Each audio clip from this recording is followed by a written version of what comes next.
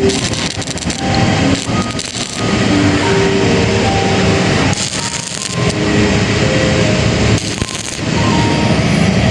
ayun guys, nandito tayo sa Gen 3. Ito tayong ginawa.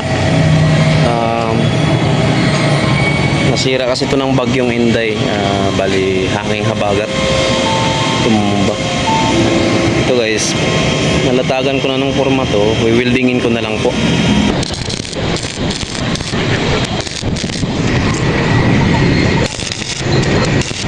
Ito, ayan, bakot na yan. Ginawa ko yan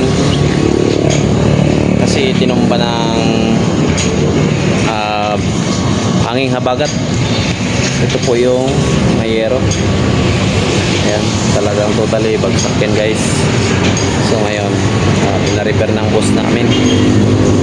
Kaya yan ang pinag-aabalahan ko ngayong araw na to.